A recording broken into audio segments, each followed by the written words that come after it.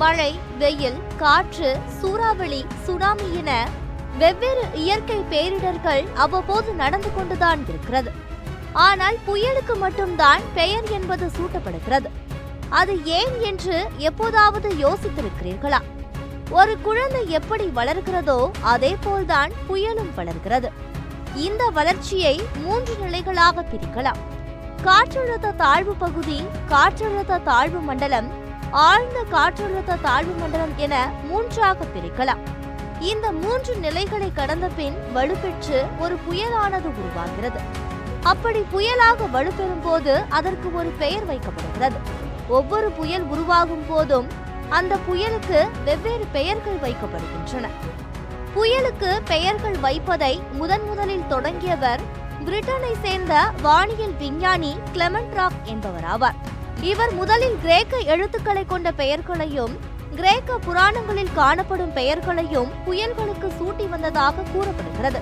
பின்னர் வானிலை குறித்த ஆய்வுகளுக்காக 1950ஆம் ஆண்டு உலக வானிலை மையம் உருவாக்கப்பட்டது. இந்த மையத்தில் 193 நாடுகள் உறுப்பினர்களாக உள்ளன. இதில் உள்ள நாடுகள் 6 மண்டலங்களாக பிரிக்கப்பட்டுள்ளன. இந்த மண்டலங்களுக்குத்தான் புயலுக்கு பெயர் வைக்கும் அதிகாரம் உள்ளது. இந்த மண்டலத்தில் இருக்கும் 13 நாடுகளின் பரிந்துரைப்படி உருவாகும் புயல்களுக்கு பெயர்கள் வைக்கப்பட்டு வருகிறது.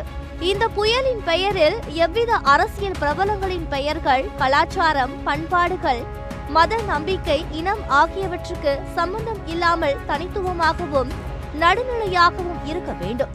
சிறியதாகவும் உச்சரிக்க எளிதாகவும் பெயரின் அளவு அதிகபட்சமாக 8 எழுத்துக்களில் இருக்க வேண்டும். பரிந்துரைக்கப்படும் பெயரை நிராகரிக்கவும் பெயர் அமல்படுத்தப்படும் முன்பாக கூட அதை மறு ஆய்வுக்குட்படுத்த அந்த 13 நாடுகளுக்குத்தான் உரிமை உண்டு. ஒரு முறை பயன்படுத்தப்பட்ட பெயர்கள் மீண்டும் வைக்கப்படக்கூடாது. இவ்வாறு பல கட்டுப்பாடுகள் உள்ளன. நாம் பல ஆண்டுகளாக பல புயல்களை பல பெயர்களில் பார்த்திருப்போம். சிறிய புயல் முதல் அதிபயங்கர புயல் வரை அதன் தன்மைகளை பார்த்திருப்போம். ஆனால் அந்த புயலுக்கு பெயர் வைப்பதில் இவ்வளவு விஷயங்கள் இருக்கிறது.